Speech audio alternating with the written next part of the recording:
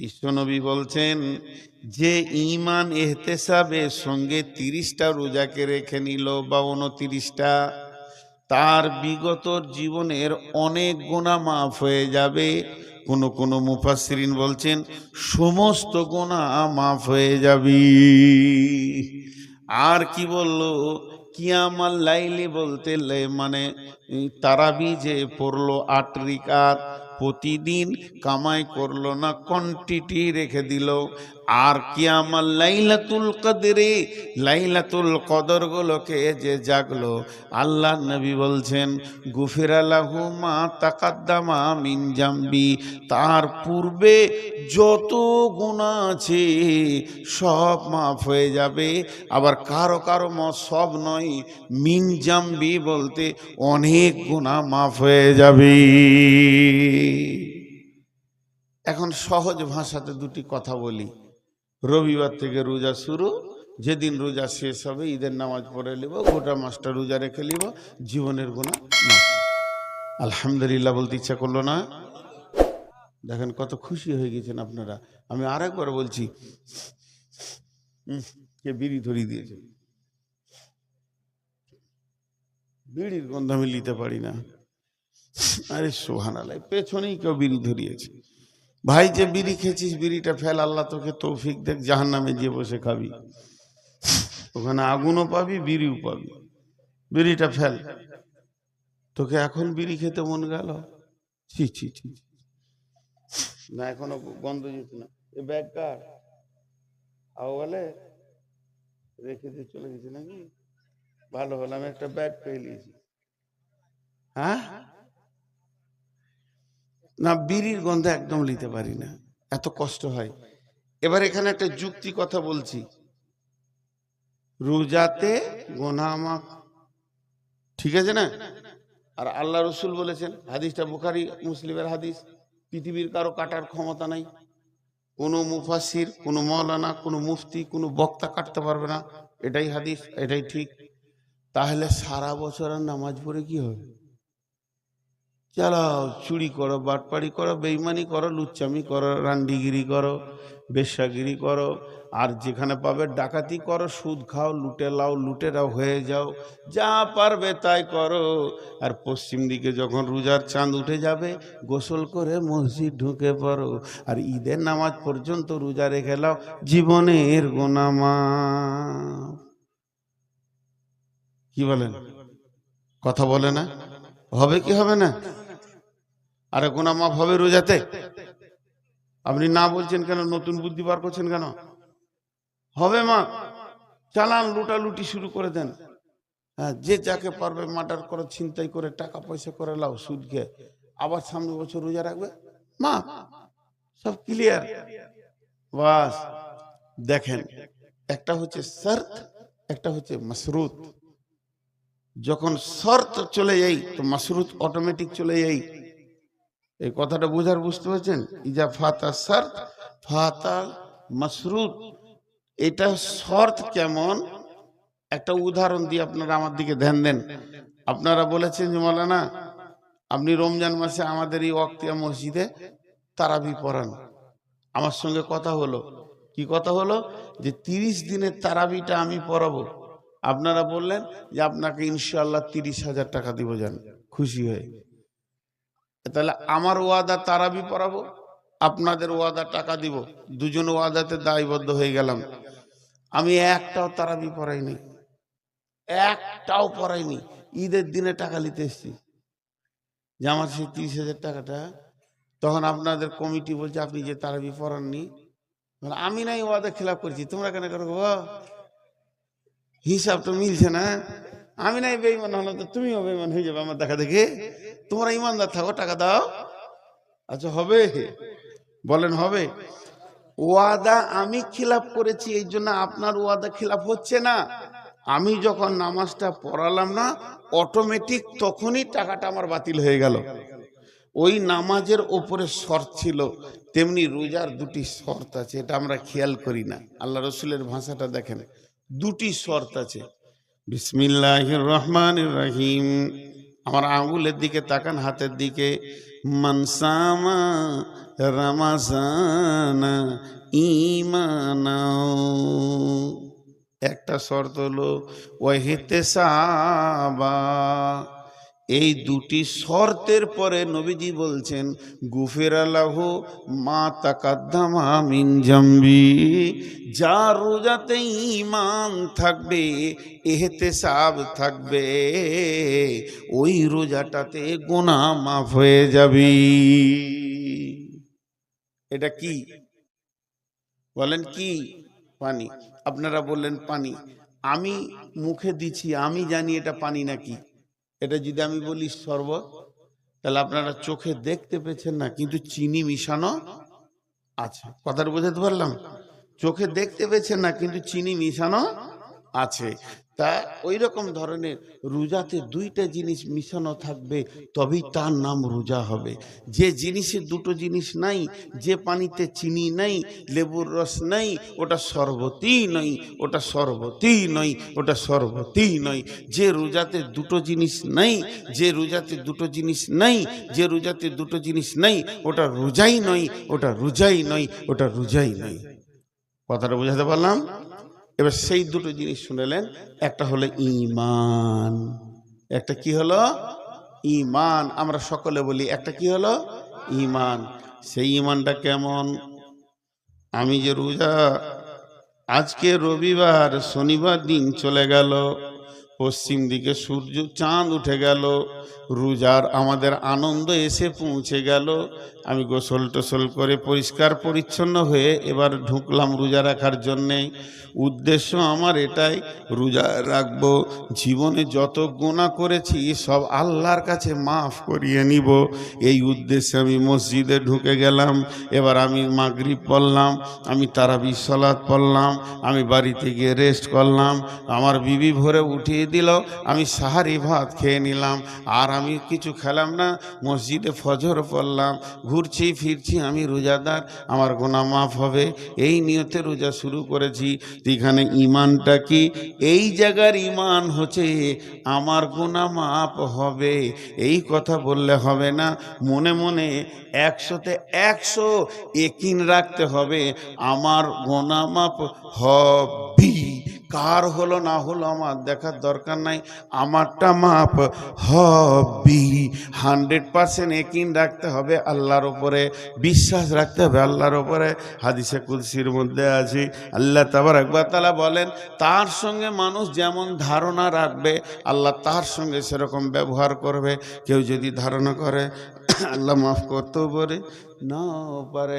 কেউ ধারণা করছে আল্লাহ আমার গুনাহ মাফ করবে না, কেউ ধারণা করছে আমি যত বড়ই গুনাহ করি না কেন আমার রব আমাকে মাফ করবে। তো যে যেমন ধারণা করবে, এখানকার ধারণা হলো, এখানকার ঈমান হলো আমার গুনাহ মাফ হবে 100%। এই ঈমানে কমতি রাখলে চলবে না। আজ থেকে 20-25 বছর আগে আমাদের নামাজের শেষে সব হাত তুলে দোয়া করতাম না ভাই? যাক, ওটা আস্তে আস্তে বোঝা গেল, বড় বড় আলিমরা যারা বড় বড় সার্চিং করছে, এখনকার ছেলেদের ব্রেন আল্লাহ দিয়েছেন, তারা মদিনা থেকে সার্চিং করে দেখছে যে না এগুলো বেদাত, সেগুলো আমরা ছেড়ে দিয়েছি। শুধু উদাহরণ দেওয়ার জন্য একটা জিনিস আপনাদেরকে দেখাচ্ছি। ধরেন আমি আপনাদের ঈমান, সবে কদরে রাত জেগেছি, 400-500 লোক আমার সঙ্গে সব সলাৎ করলো, সারা রাত নামাজ পড়ে কাঁদা কাটা। এখন ছেলেরা এসে বলছে হুজুর একটু দোয়া করেন, ফজরের আর মাত্র 5 মিনিট আছে, সাহারি খেতে যাওয়া, একটু দোয়া করেন। তো কাঁদছি আমরা, মসজিদে আলোগুলোকে নিভিয়ে দিয়ে আঁধার করে দোয়া শুরু করেছি। উদাহরণ দিচ্ছি না, আমি খুব জোরে জোরে দোয়া করছি, আল্লাহ তুমি মাফ করে দাও, এ আল্লাহ তুমি ক্ষমা করে দাও, এ আল্লাহ আমি চুরি করেছি, জেনা করেছি, ব্যভিচার করেছি, মদ খেয়েছি, আল্লাহ তুমি মাফ করে দাও, আমার মতো বড় সুদখোর কেউ নাই, আল্লাহ তুমি মাফ করে দাও, তুমি তো মাফ করবেই, এর জন্য রহমতের মাস দিয়েছো। আমার সামনে ইমাম সাহেব কাঁদছে, মজ্জেন কাঁদছে, অঝর নয়নে কাঁদছে, হাজি গাজী মাস্টার ডাক্তার সবাই যেন ডুকরে ডুকরে কাঁদছে, আর মনে মনে ভাবছে আল্লাহ মাফ হয়ে যাবে, আল্লাহ তুমি মাফ করে দাও, মাফ হবেই হবে। এরই ভিতরে একজন আমার সামনে বসে রয়েছে, হাতটা এমনিকে ধরে যাওয়া, খালি মাঝে মাঝে বলছে আয় আয়, ওর মনটা বলছে মাফ হতেও পারে নাও পারে। এর নাম ঈমান লয়। এর নাম ইমান লয়। কথা বুঝতে পারলেন? আজ কি সুগারের চাপটা খুব বেশি, এর নাম ইমান লয়। এটা হলো ফাজলামা করা, এহতেসাব। দ্বিতীয় নম্বর শর্ত হলো এহতেসাব বামানা ইখতিলাস। এইখানটা তোমার কেউ দেখতে পাবে না, তুমি ছাড়া, তোমার আল্লাহ ছাড়া কেউ বুঝবে না। আমার হৃদয়ে কি আছে পৃথিবীর কারো বোঝার ক্ষমতা নাই। এই জায়গাটা আমার মাবুদের সঙ্গে সম্পর্ক। তুমি তোমার হৃদয়কে একবার জিজ্ঞেস করো, তুমি কেন রোজা রেখেছ? টিউ দেখেছেন?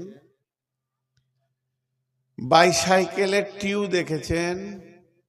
আহা, একটা টিউ এনে জালসা করা দরকার ছিল। বাইসাইকেলের টিউ দেখেননি? এত লেটে কেন হ্যাঁ বলছেন ভাই? আমার রুগী আমি, আপনারা তো নন। তো একবার সকলে বলেন, একটা বাইসাইকেলের গোল টিউ, নতুন টিউ দেখেছেন? মাশাআল্লাহ। ওই টিউয়ে একটা নজেল আছে, ওই নজেলে সিরিঞ্চি বা পাম্পার লাগিয়ে দিয়ে মারলি ওটা পাম্প হয়। একজন ভালো ব্রেনিয়ান ছেলে, আপনার গোপালপুর, এই গাঁটার নাম গোপালপুরে, অত ব্রেনিয়ান ছেলে কেউ নাই, ও বৈজ্ঞানিক হবে। একটা নতুন টিউ নিয়েছে, নজেলে সিরিঞ্চিটা দিয়ে মারছে, আর ফাঁস মারছে, আর 1.5 ঘন্টা চালিয়ে ক্লান্ত হয়ে গেছে, পাম হচ্ছে না। একটা মুরব্বি পার হয়ে যাচ্ছিল, বলছে দাদু পাম হচ্ছে না। কই, টিউ তো নতুন। লাঠি করে নেড়ে দেখছে নজেলের পাশে 1 ইঞ্চি কাটা। তখন ও বলছে তোর টিউ যে কাটা রে ভাই, বলছে আমিই কেটেছি। আচ্ছা, ও বৈজ্ঞানিক হবে না? নিজের হাতে টিউ কেটে পাম দিছে, এর থেকে আর ব্রেনিয়ান ছেলে কে আছে? আচ্ছা, ওই টিউটা কবে পাম হবে? শুক্রবার হবে? কথা বলেন, শুক্রবার হবে? 1 সপ্তাহে হবে? 1 মাসে হবে? 1 বছরে হবে? সূরা ইয়াসিন পড়লে হবে? আহা, টিউ কেটে যে পাম দেয়, এর মতো বোকা পৃথিবীতে নাই। কিছু লোক আছে রমজানের প্রথমে মসজিদ ঢুকে নেয়, কিন্তু ঢোকার সময় নিয়ত করে খালি ঈদ হয়ে গেলে আর মসজিদে আসবো না। টিউ কাটা পাম দেনেওয়ালা মাল হাজির হয়ে গেছে মসজিদে। ইখানে নিয়ত করে আজকে 1টা আর 29টা, আজকে হলো 25টা আর মাত্র 5টা, আজকে হলো 27টা আর মাত্র 2টো, আর 29 যদি হয় আর মাত্র 1টা। যখনই পশ্চিম দিকে সওয়ালের চাঁদ উঠে গেল, মসজিদ থেকে হাত ঝেড়ে দিলে, জামা কাপড় রেডি করে আয়রন করে ঈদগাহের ময়দানে গর্দন উঁচু করে যেছে। আমার মতো আর রোজা রাখনেওয়ালা কেউ নাই। ঈদের নামাজ পড়ে বিড়বিড় বিড়বিড় করে মসজিদকে বলছে, মসজিদ রে 1 মাস এসেছিলাম, খুব দুপুদুপি করেছি, মাফ করে দিস, আর আসবো না। পারলে জুমার দিনে দেখবো, না পারি তো মাফ করে দিস, আর আসবো না। তার মানে টিউয়ের একদিক কাটা আছে ওর। ও প্রথমেই নিয়ত করে মসজিদে ঢুকেছে, রোজার পরে আমাকে আর পাওয়া যাবে না। টিউ কাটাকে যদিও পাম করা সম্ভব থাকে, তবেই ওর গুনাহ মাফ হওয়া সম্ভব থাকবে, রোজা কবুল হওয়া সম্ভব থাকবে। তার মানে একদিক কেটে দিয়ে যেমন টিউ পাম হবে না, একটা রোজা কবুল হবে না, একটাও গুনাহ মাফ হবে না। মালটা যে চিটিংবাজ, এটা আল্লাহরকে জানাতে হবে না। পৃথিবীর মানুষ জানে না, ইমাম জানে মুসাল্লি এলো গেল, মুয়াজ্জিন জানে মুসাল্লি এলো গেল, হাজি জানে মুসাল্লি এলো গেল। পৃথিবীর সবাই ওকে মুসাল্লি ভেবে নিয়েছে, কেউ মুসাল্লির বাইরে ভাবছে না। শুধুমাত্র আল্লাহ আসমান থেকে দেখছে আর বলছে চিটিংবাজ এলো আর গেল। বন্ধু, একবার ভালো করে শুনেন, মানে আমার দিলের খবর আল্লাহ ছাড়া কেউ জানে না। আমি শ্বশুর বাড়ি চলে গেছি, তো আমার বড় শালাকে বলছি, সালাম আলাইকুম ভাই, কি ব্যাপার হঠাৎ? ওয়ালাইকুম সালাম। ওই কিছু টাকা থাকে তো দেন। বলে কি ব্যাপার হঠাৎ টাকা? 10 লাখ টাকা দেন ভাই, আমার রাস্তার ধারে একটা জায়গা পেয়েছি বাজারের ওপরে, 30 লক্ষ টাকা দাম, এক্ষুনি নগদ টাকা দিলে পাবো, নাহলে আরো 12 জন দাঁড়িয়ে আছে নেওয়ার জন্য। ভদ্রলোক আমাকে বলেছে সন্ধ্যা পর্যন্ত টাকা দিতে হবে। ভাই আজকে আমার একদম বিকেল 4টা বেজে গেল, আমি আর ব্যাংকে যেতে পারছি না, আমার টাকা আছে 20 লাখ ঘরে, তুমি 10 লাখ আমাকে ধার দাও। ওকে বলছি কি জানেন, আজকে তো বৃহস্পতিবার, কালকে শুক্রবার জুমার দিন কোথাও যাব না, শনিবার ব্যাংকে গিয়ে লাভ নাই, রবিবার বাদ দিয়ে সোমবার টাকা এনে আপনি ঘরে থাকেন আর না থাকেন ভাবির হাতে দিয়ে চলে যাব। ভাই 10 লাখ টাকা দেন, জমিটা 10 কাঠা জমি, অর্ধেক তোমার বোনের অর্ধেক আমার হবে। ও মনে মনে ভাবছে যাজ্ঞা, বোনের তো 5 কাঠা হচ্ছে, তা টাকাটা ধার দিই। একদম কসম, কোনো চিন্তা নেই, টাকা সোমবার তুমি বিকালে পেয়ে যাবে, সকালে ব্যাংকে গিয়ে আমি এনে দিব। এমন করে বলছি, বিচারা বুঝতে পারলে না, 10 লাখ টাকা ঘরে ছিল দিয়ে দিলে। আর ভিতরে আমি মনে মনে বলছি কত সোমবার যাবে রে, তুই খালি টাকা দিয়ে দেখ, তোর চুলদারি পেকে যাবে, 1 টাকা উদ্ধার করতে পারবি না। তোর বোন আছে আমার কাছে। চিটিংবাজি করা শালার সঙ্গে যায়, শ্বশুরের সঙ্গে যায়, কিন্তু আল্লাহর সঙ্গে যায়? এরা আল্লাহর সঙ্গে চিটিংবাজি করে যারা রোজাতে ঢুকে আর পালায়। এরা কত এদের বুকে সাহস, আল্লাহর সঙ্গেও চিটিংবাজি করে। জি, এই চিটিংবাজ মাল হয়তো আপনাদের এলাকায় নাই। আমাদের এলাকায় রমজান মাসে ভিড় দেখলে মনে হবে যে মসজিদ পরিপূর্ণ হয়ে গেছে, কিন্তু আসলে পকেট মারের দল। ওরা ওরা না এলেই মসজিদে শান্তিতে 5 ওয়াক্তের নামাজিরা শান্তিতে নামাজ পড়বে। তো আল্লাহ নবী বলছেন, মানসা মারামাজানা ঈমানাও ইহতিসাবা, তুমি আগে 100% ঈমান রাখো, এই রোজাতে আমার গুনাহ মাফ হবে। আর দ্বিতীয় নম্বরে ইহতিসাব করো, তুমি ইখলাস করো, রোজা আমাকে যা জ্ঞান দিয়েছে, আমি আর জ্ঞান বশত 5 ওয়াক্তের নামাজ ছাড়ব না, আর হারাম খাবো না। আমাকে ভাত হারাম করে দিয়েছিল, রুটি হারাম করে দিয়েছিল, রমজান মাসে যদি ভাত রুটি থেকে বেঁচে থাকতে পারি, তাহলে অন্য মাসে কেন সুদ জুয়া থেকে বেঁচে থাকতে পারবো না?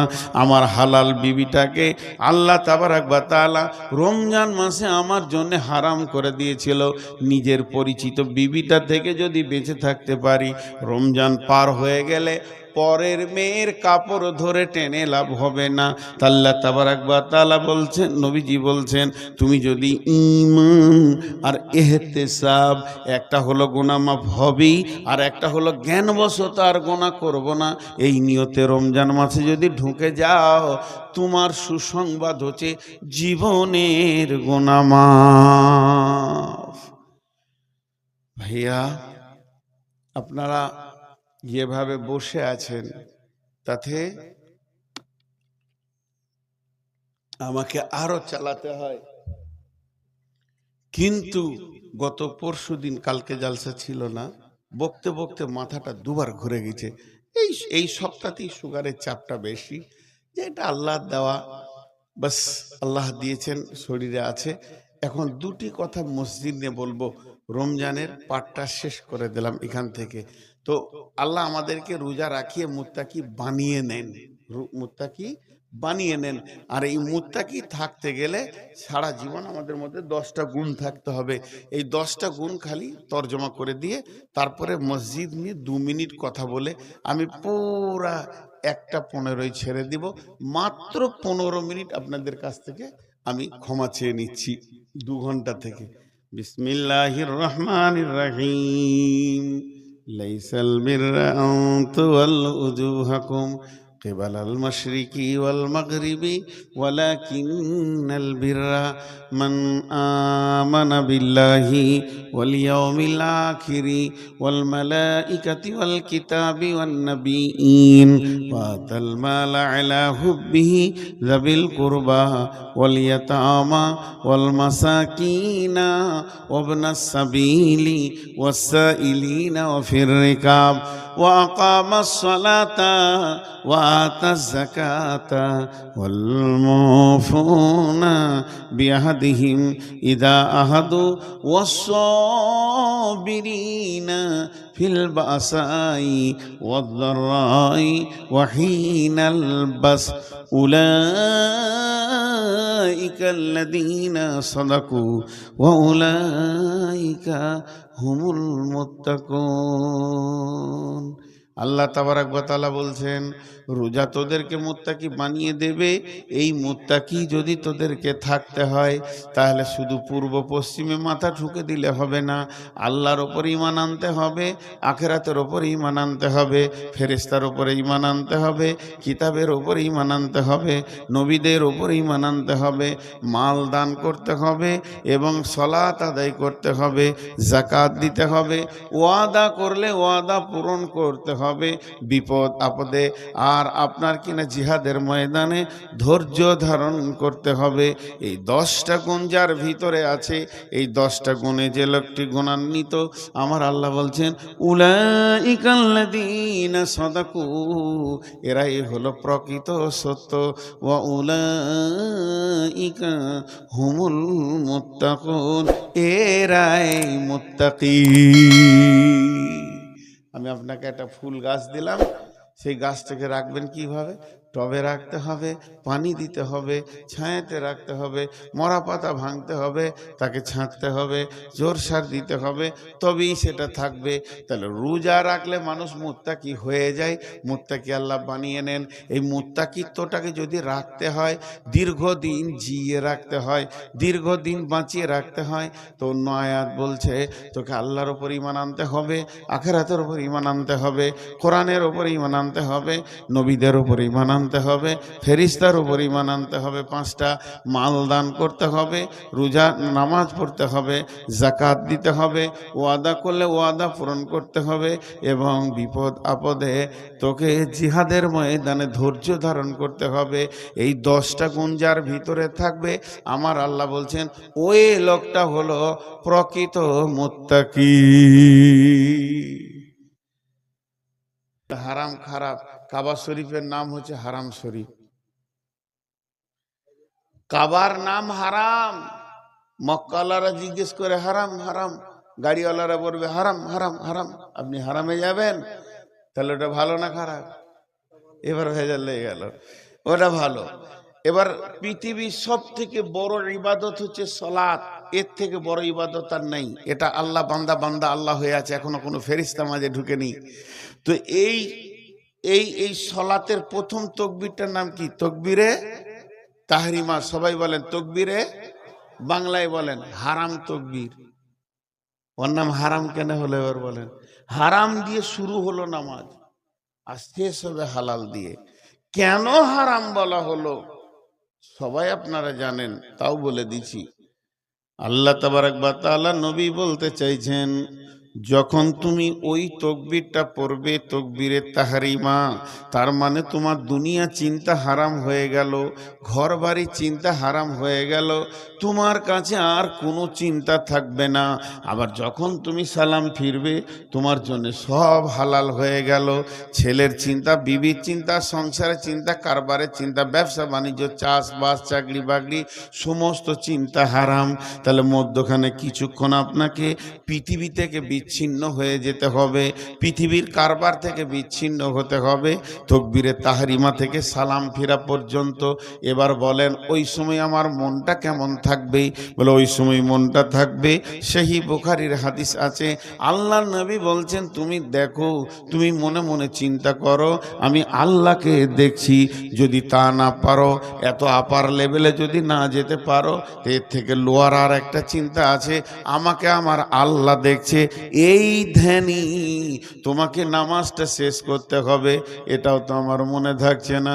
তো বিশ্বনবী একটা তাকবীর দিলেন, কি তাকবীরটার নাম হচ্ছে সামি আল্লাহ হুলিমান হামিদা। কখন? একবার আছে না? প্রতি রিকাতে একবার আছে কি না? আল্লাহু আকবার, আল্লাহু আকবার। রুকু থেকে সাজদায় গেলাম, আল্লাহু আকবার, আল্লাহু আকবার, আল্লাহু আকবার, আল্লাহু আকবার, আল্লাহু আকবার। আবার রুকু গেলাম, আল্লাহু আকবার। যখনই রুকু থেকে উঠবো, আল্লাহু আকবার নয়, সামি আল্লাহ বলেন, সামি আল্লাহ হুলিমান হামিদা। এই শব্দটার মানে জানেন? এই শব্দটার মানে হচ্ছে শুনছেন আল্লাহ। সামি আল্লাহ মানে শুনছেন আল্লাহ, হুলিমান হামিদা আমি তার জন্যে যা প্রশংসা করছি উঠা বসার ভিতরে, এটা আমার আল্লাহ শুনছে। তাহলে আমার জবান দিয়ে প্রতি রিকাতে একবার করে আমি বলতে রয়েছি আমার আল্লাহ শুনছে আমি যেটা তার প্রশংসা করছি। তার মানে আল্লাহর হাজিরটাকে স্বীকার করলাম, আল্লাহ যে আমার কাছে রয়েছেন, আল্লাহ আমার মনগুলো শুনছেন, আল্লাহ আমার দোয়াগুলো শুনছেন, আমি তার কাছে ভিখারির মতো যা চাইছি তা শুনছেন, আমি তার কাছে গিড়গিড়িয়ে যে কাঁদছি সেটাও শুনছেন। এই কথাটা প্রতি রিকাতে আমি বলতে রয়েছি। আমার রব বুঝবেন যে আমার গোলাম আমার হাজিরিকে স্বীকার করে নিয়েছে, যাতে করে নামাজটা কবুল হয়ে যায়। বন্ধুরে আমার, তেমনি আমার আল্লাহ বড় মেহেরবান, সারা বছরে একটা মাসকে আমাদেরকে দিয়ে দেয়। যত গুনাহ করেছিস এমন একটা আগুনের ভাঁটিতে আমাদেরকে ভরে দেয়। সেই ভাঁটিটার নাম হলো না খাওয়া ভাঁটি। না খেয়ে বান্দা যখন ধুকে ধুকে কষ্ট পায়, লোহাকে সোনাকে মানে ভাঁটিতে ভরে, তার দাম বাড়ানোর জন্যে, দাম কমানোর জন্যে নয়। তার কাছ থেকে জং ছেড়ে যাবে, ময়লা ছেড়ে যাবে, খাদগুলো চলে যাবে, সলিড সোনাটা দাঁড়িয়ে যাবে। তো আল্লাহ তাবারাক ওয়া তাআলা বলছেন আমি রোজাটাকে একটা ভাঁটি বানিয়েছি, একটা আপনার কি না ওই ফর্মা বানিয়ে দিয়েছি। এই ফর্মাতে যতজন ঢুকবে লাআল্লাকুম তাত্তাকুন, প্রত্যেকেই মুত্তাকি হয়ে যাবে। একবার বলেন সুবহানাল্লাহ। এমন একটা ইবাদত আল্লাহ আমাদেরকে দিয়েছে যে ইবাদতের মাধ্যম দিয়ে আমরা মুত্তাকি হয়ে যাব, মুত্তাকি হয়ে যাব, মুত্তাকি হয়ে যাব। এর থেকে আর সুখবর কি আছে ভাই? এর থেকে আর কি সুখবর আছে? আল্লাহ আমাদেরকে বানিয়ে নিয়েছেন। আহা, আপনারা কি করতেন জানি না। আমার নিজের একটা জীবনী ছোট কথা বলি। আমার বড়টা, আমার বোন আছে একটা, তারপরে আমি, আর আমাকে পৃথিবীতে রেখে আমার মা আল্লাহর ডাকে চলে গেছেন। তো আমি মাকে মনে পড়ে হালকা চেহারাগুলো, মায়ের আদর জানি না। তবে আব্বা অনেকদিন বেঁচে ছিলেন আমার বিয়ে হওয়া পর্যন্ত, বাকি ওই ছোট বয়সে মা গেছে। তা আমার বড়টা আমার বোন, দুই ভাই বোনে প্রাইমারি স্কুল যেতাম, বুঝতে পারছেন কি না? স্কুল যাওয়ার কারণ কি, সকালে উঠি গোসল করে প্যান্ট জামা পরে রেডি হতাম, মনে হতো যেন অফিসার অফিসে চললো, এত ব্যস্ত আর কি। কেক দেবে, কেক, স্কুলে কেক পাওয়া যেত আমাদের জামানা, এখন তো ভাত খাওয়াচ্ছে।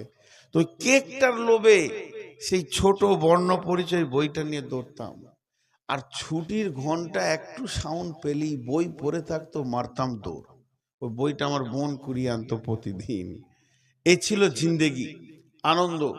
যে ওই যে একটা কেক সরকার থেকে বরাদ্দ ছাত্রদেরকে দাও, তার লোভে আমি আগিয়ে যাচ্ছি। তো আল্লাহ তাবারাক ওয়া তাআলা আমাদের জন্য কি রেখেছেন দেখেন কত বড়। ছোট্ট করে একটা উদাহরণ দিব, এই উদাহরণটার ভিতরে আপনারা অনেকগুলি কথা পেয়ে যাবেন। আপনাদের এখানে অনেক ইট ভাটা আছে না? বাংলা ভাটাও আছে, ইটের ভাটা চলে। তো যে মিস্ত্রি ইট বানাবে ও একটা কোদাল আর বালতি নিয়ে বের হয়েছে বাড়ি থেকে, 2 বালতি পানি মেরে দিল মাটিতে, এবার কোপ মারতে শুরু করেছে। তো মিস্ত্রি যখন কোপ মারতে শুরু করেছে তখন মাটি মিস্ত্রিকে বলছে আমাকে কোপ মারছো কেন, আমি কি করলাম? তো মিস্ত্রি উত্তরে মাটিকে বলছে, এটা উদাহরণ, ভাবিয়েন না যে কোথাও এরকম হয়েছিল বা বুখারী মুসলিমে আছে, তাহলে তো বিপদ। কালকে যদি বলেন হুজুর হাদিসটা কত নম্বর, তাহলে তো আমার আর জান থাকে না। এটা উদাহরণ দিচ্ছি। মাটি মিস্ত্রিকে বলছে ভাই তোমার কি করলাম, এত কোপ মারছো কেন? তো মিস্ত্রি উত্তরে বলছে চুপ কর, তোরই দাম বাড়বে, চুপ কর, তোরই দাম বাড়বে, তুই তুই কোপ খা। দিয়ে কোপানো হয়ে গেল, এবার পানি আর বালু দিয়ে লাত মারছে, লাত মারলে দাম বাড়ে না কমে? আপনারা উঠে এসে যদি আমার বুকে একটা লাত মেরে দেন, দাম বাড়বে? এই মোবাইল বন্ধ করো, মোবাইলের লাইট আমি নিতে পারি না, মাথা ঘুরে পড়ে যাবো বলছি। আর তোদের এই বয়সে মোবাইল, এত বড় মোবাইল, আরে বাপ বিয়ে হয়েছে, তোর বাপকে বলবি তাড়াতাড়ি বিয়ে করতে হবে তোদেরকে, একদম লেট করা যাবে না। তো মিস্ত্রি বলছে চুপ কর, তোর দাম বাড়বে। এবার যখন লাত মারতে শুরু করেছে তখন মাটিটা বলছে, তুই বললি আমার দাম বাড়বে, তো লাত খাইছিস কেন? বলে চুপ কর, লাত খা, তোরই দাম বাড়বে। এবার ওকে রোদে শুকালো। রোদে যখন শুকাচ্ছে তখন মিস্ত্রিকে দেখে ইট বলছে, একটু পানি দে ভাই। ভিতর টান মারছে, চুপ কর, পানি দিলেই তোর দাম কমে যাবে, পানি না দিব তো তোর দাম বাড়বে। ওটা সহ্য করলো। এরপর ভাটিতে চড়িয়েছে। এবার কালো কয়লাটা পাশে এসেছে, কয়লাকে দেখে ইট বুঝে নিয়েছে মাল খারাপ, ও নিজে জ্বলবে আমাকে জ্বালাবে, নিজে জ্বলবে আমাকে জ্বালাবে। তখন মিস্ত্রিকে ডেকে বলছে, ভাইয়া প্রথমে আমাকে কাটলি, ধৈর্য ধরলাম, লাত মারলি, কিছুই বলি নাই, ফরমাতে ভরে দুটা কিল মেরেছিস, সেটাও সহ্য করেছি, রোদে শুকাইলি, পানি দিলি না, এখন এমন একটা কাজ শুরু করে দিয়েছিস, এই আগুন জ্বলবে আমাকেও জ্বালাবে, এখন কি বলছিস বল? বলছে ভালো করে পুরবি তো বেশি দামটা হবে, আর ছালট হয়ে যাবি তো লোক নিয়ে গিয়ে রাস্তায় ফেলে দিয়ে তোর মুখে জুতা মারবে, আর ভালো করে পুরবি তো কাজ লাগবে। এবার ইটটাই এ গ্রেটে পুড়েছে। তখন মসজিদওয়ালা, মাদ্রাসাওয়ালা, আপনারা মসজিদ বানাবেন, গিয়ে ইটটাকে ধরেই বলছেন, এটা কই দাম নেবেন বলেন, এটার দাম যা লাগবে এই মালটাই আমাদের মসজিদে লাগবে। তখন ইট বলছে, বন্ধুরে কত লাত খেলাম তোর খবর নাই, বন্ধুরে কত কোপ খেয়েছি, ভাটিতে পুড়েছি, জ্বলেছি, আজকে আমি যদি মসজিদের দেওয়ালে লেগে যাই, কিয়ামত পর্যন্ত দাঁড়িয়ে দাঁড়িয়ে তেলাওয়াত শুনতে পাবো, আজান শুনতে পাবো। আমি যদি স্কুলে মাদ্রাসায় লেগে যাই, আমার কাছে লোক শিক্ষা গ্রহণ করবে। তাহলে আজকে বুঝেছি কোন জায়গা থেকে এসে কি দাম লেগেছে। বন্ধু আমার, এটা একটা মিশাল দিলাম, আর একটা ছোট্ট মতো মিশাল দিই। আমাদের বাম পাশে যারা রয়েছে মা বোন, এখানে সব মেয়ে ছেলে আছে, এরা সোনা পরে কানে, নাকে, হাতে, গলায় সোনা পরে, কথা বলে না, ঘুমিয়ে গেলেন, পানি খাই। দেখেন কতবার খেলাম, এক দেখো কমেনি, জিভটা আটকে গেছে ভাই। তো এরা সোনা পরে? জি না। কোন মেয়ে সোনা পরে না, যেটা পরে ওটার নাম গয়না। সোনার গয়নার মধ্যে পার্থক্য আছে। মেয়েদের কাছে কোনো সোনার মূল্য নাই। সোনা যত দামি হোক না কেন, ওকে ভাটিতে ঢুকতে হবে, আগুনে পুড়তে হবে, ডাইসে যেতে হবে, তারপরে ওকে আবার কি না অ্যাসিড দিয়ে পোড়াবে, এরপরে রিঠে দিয়ে ওকে ঘষবে, তারপরে ওকে ছালট তুলবে, তারপরে ওর উপরে লাগবে পালিশ, তারপরে ওর নাম মূল্য। সোনা এত দামি হওয়ার পরও ওকে ভাটিতে না ঢোকার পর্যন্ত গয়না হচ্ছে না। আমার রব বলছে, গোলাম রে, তোরা আমার বড় সোনার টুকরা, তোদেরকে রোজা নামে ভাটিতে ভরবো, তোদেরকে ছিলে ছালট সোজা করে নিব, হারাম টারাম যা সারা জীবন খেয়েছিস সব ছালট দিয়ে আমি বের করে তোদের হালালগুলোকে হারাম করে দিলাম। এবার দেখ কি করে চলবি। চলতে চলতে চলতে চলতে আল্লাহর জন্যে খাওয়া ছেড়েছি, আল্লাহর জন্যে পান করা ছেড়েছি। প্রচন্ড বৈশাখ মাস, রোজা চলছে, আর পিপাসায় ভিতরটা মরুভূমি হয়ে গেছে। কোনো কারণে আপনি মায়ের ওষুধ আনতে চলে গেছেন বহরমপুরে, ওষুধ পাওয়া গেল না, বলে এই ওষুধটা একমাত্র বেলডাঙ্গা একটা ফার্মেসিতে পাওয়া যায়, সেখানে চলে গেলেন। ওষুধ নিয়ে যখন বাড়ি ঢুকছেন 1:30 বেজে গেছে, পিপাসায় মনে হচ্ছে বুক ফেটে গেছে, মাথা তাঁ করে ঘুরছে। বিবিকে বললেন কলটা চেপে দেন, কিংবা সাবমার্সেল চালিয়ে দিলেন, মাথার ওপরে ঠান্ডা পানিটা গোটা গা দিয়ে বয়ে পড়ছে। তখন আপনি মুখটা টিপে বন্ধ করেছেন, যদি 2 ঢোক খেলেন, ভিতরে যদি চলে যায়, ভিতরে চাহিদাটা মিটে যাবে, কেউ দেখতে পাবে না, গাঁওয়ালা দেখবে না, বিবি বুঝতে পারবে না, ছেলে দেখবে না, দেশওয়ালা দেখবে না, ইমাম মজ্জেন দেখতে পাবে না, হাজি গাজি বুঝবে না যে পানি পান করে নিয়েছেন, সম্মান আপনার থেকে যাবে রোজাদার বলে। কিন্তু আপনার বিবেক বলছে, পৃথিবীর কেউ না দেখলে আমার রব জেনে নিবে গোলাম খেয়ে ফেলেছে, রোজা আমার হবে না। তখন আমার আল্লাহকে কত ভালো লাগে। এরপর বাড়ির ভিতরে শুয়ে আছেন, দরজাটা লাগানো আছে, কেউ নাই, বিবি আছে, বিশ্বের কেউ জানবে না। সে আপনার পিয়াস বুঝে, তার পিয়াস আপনি বুঝেন। 15 বছরের বিবি ইশারা সব কিছু বুঝে নিতে পারে, তারপরও তার গায়ে হাত দিলেন না। পৃথিবীর কেউ না দেখলে যে রব আমাকে রোজার হুকুম করেছে তার দৃষ্টি আছে, তাহলে সেটাও হলো না। ঘরে বিবি নাই, বাইরে আছে, মা বাপ কেউ নাই, হুরকাটা লাগিয়ে দিলাম, দরজার ছিটকিনিটা লাগিয়ে দিলাম। আমার চৌকির নিচে আছে খানা, রুটি আছে, মাছ আছে, মাংস আছে, ভাত আছে, ফ্রিজ আছে, কোল্ড ড্রিঙ্কস আছে, ফল আছে, কলা আছে, দই আছে, চিড়ে আছে, ঘরে মালে ভর্তি হয়ে আছে। পেট ভরে খেয়ে যদি আসরের নামাজ পড়তে যায়, পৃথিবীর কেউ জানবে না।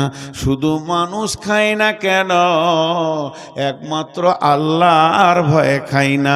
এর জন্য আল্লাহ তাবারাক ওয়া তাআলা হাদিসে কুদসির মধ্যে বলেছেন, এই হাদিসটা হাদিসে কুদসি, ইয়াকুলুল্লাহু আযজা ওয়া জাল কুল্লু আমালি ইবনে আদম লাহু ইল্লা সিয়াম ফাহুয়া লি আনা আজিজিবি। আল্লাহ তাবারাক ওয়া তাআলা বলছেন, সারা পৃথিবীর যত ইবাদত আছে ইবনে আদম নিজের জন্য করে, কিন্তু যে সিয়াম রাখে সে আমার জন্য রাখে। আর এর আজিজিবি, এর সব থেকে বড় প্রাইজ হলো কি? এর প্রাইজ জান্নাত নয়, এর প্রাইজ জান্নাতুল ফেরদাউস নয়, এর প্রাইজ কিছুই নয়। এর প্রাইজ হচ্ছে আমি আল্লাহ নিজে। কিয়ামতের দিনে আমি রোজাদারদেরকে দেখা করতে যাব এবং বলবো, হাসরবাসী, তোমরা যারা রোজা রেখেছ তোমাদের বদলা এসে গেছে। তোমরা যেটাকে পেতে চেয়েছো সে আল্লাহ চলে এসেছে, তোমরা তোমাদের প্রাইজকে গ্রহণ করে নাও। রোজাদারের দুইটি খুশি, একটি খুশি ইফতারে, অপরটি হয় আল্লাহর দিদার রোজ হাসরের প্রান্তরে। কত খুশি রোজাদারের দুইটি খুশি, একটি খুশি ইফতারে, অপরটি হয় আল্লাহর দিদার রোজ হাসরের প্রান্তরে। রোজাদারের দুটি খুশি, একটা হলো ইফতারে। ইফতার যখন খাবেন খুশিটা কি? সারাদিন না খেয়ে প্রথম খাবার মুখে দিচ্ছি, একটা খুশি। নাম্বার দ্বিতীয় খুশি, আমি যে সারাদিন রোজাটা রাখলাম, আল্লাহ আমাকে রাখার তৌফিক দিলেন, আমার আমল নামাতে আজকে একটা রোজার নেকি লেখা হয়ে গেল, এটা একটা আনন্দ। 3 নম্বর ঈদুল ফিতর বলা হয়, ওটা হলো আনন্দের দিন। কেন? আজকে পহেলা সওয়াল, আমার রব আনন্দ দিয়েছে আমাদেরকে, ঈদগাহে গিয়ে আনন্দ করব। আমার 30টা রোজার সবকে লেখা হবে, আমার জীবনের গুনাহ মাফ হলো, আল্লাহ আমাকে মুক্তি দিলেন, আমার শরীরের সমস্ত জঙ্গল ঝরে গেল, আমি সলিড সোনাতে দাঁড়িয়ে গেলাম। আল্লাহ তাবারাক ওয়া তাআলা রোজাদারের সঙ্গে রমজান মাস কিয়ামতের দিন নিজে মোলাকাত করবি। এরপরে আমি একটা হাদিস পড়েছি। জি ভাই, মাঝে একটা ছোট্ট করে কথা বলি। আমার 1 ঘন্টা বকা হলো, আর আধা ঘন্টা দিব আজকের মতো। বারবার পানি পান করছি। আমি চেয়েছিলাম যে 12টার আগে পর্যন্ত দেন। মানুষের একটা ধারণা, এই যে মৌলানা আউয়াল আছে, আমার আগে যিনি বক্তব্য রাখলেন, ভালো মানুষ। আমার নজরে, আমার যতটুকুই জ্ঞান আছে, পশ্চিমবঙ্গে যতগুলো বক্তাকে আমরা বেশি বক্তা দেখি, তো উনি একটা ভালো মানুষ। এবং ওনার যে ইলমেটা আছে, আমাকে 10 বছর পড়াবে। আমাকে প্রধান বক্তা করেছেন, উনি আমাকে 10 বছর পড়াবেন। এরকম মানুষ। কিন্তু মানুষ ওনাকে তুলে দিয়ে ওর কাছ থেকে খালি আদায় নিতে চায়। আদায় নেওয়া বাদ দিয়ে যদি দুটো হাদিস শোনেন, আপনার আমার জিন্দেগি চেঞ্জ হবে। ওই যে হয়ে গেছে, এই দিল, এই করো, ও জান্নাতে গেল, সুর করে আদায় করা যায় কিনা? অনেকে বলতে যায় না। আমি জানি যাই। আমি যে আলেমদেরকে জিজ্ঞেস করেছি, সুর করে আদায় করা যাবে, অসুবিধা নেই। তো আদায় করতে গিয়ে কতটা সময় যে নষ্ট হয় সাধারণ মানুষ বুঝে না।